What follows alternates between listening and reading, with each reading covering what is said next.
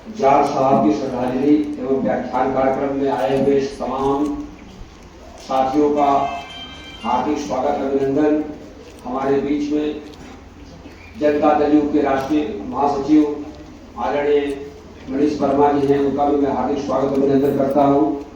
हमारे बीच में तमाम हमारे साथी बैठे हैं और हमारे HMKP हिंद मजदूर किसान पंचायत में जाट साहब की संस्था थी, उसके राष्ट्रीय उपाध्यक्ष बैठे हुए हैं आदरणीय ओमकार सिंह जी, हम उनका भी हार्दिक स्वागत अभिनंदन करते हैं। और इस मंच पर तमाम हमारे साथी रविंद्र सिंह जी बैठे हुए भारतीय जनता पार्टी के नेता हैं। मैं बहुत ज़्यादा तो नहीं पहचान पा रहा हूँ, लेकिन जिन्हें नहीं पहचान पा रहा हूँ उनसे मैं माफी मांगते हुए अपनी बात रखूंगा, क्योंकि ये जाट साहब के ऊपर व्याख्यान है और एक से यहाँ पे ज्ञानी पुरुष बैठे हुए हैं और हम भी इस कार्यक्रम से कुछ सीखेंगे, कुछ लेके जाएंगे और इस उम्मीद से मुजफ्फरपुर की धरती में हम आए। साथियों, जाट साहब अगर सही मायने में अगर कहा जाए एक लफ्ज में, तो जाट साहब के साथ मैं 1985 से जुड़ा और जनता पार्टी के प्रत्याशी कानपुर में शहाबुद्दीन साहब चुनाव लड़ रहे थे और तब मेरा काम था दरी बिछाना, झंडा बांधना, दीवार पे वॉल पेंटिंग करना, ये मेरा काम था। और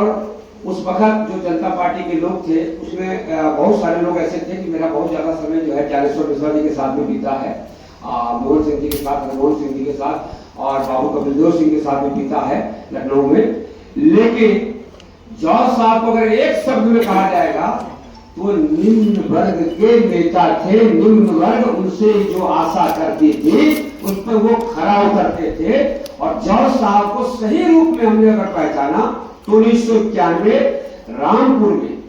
आपको पता होगा 1991 में जनता दल की सरकार गिर गई थी और उत्तर प्रदेश सजप्पा की सरकार चल रही थी और उस सजप्पा की सरकार में नाम लेना उचित नहीं होगा।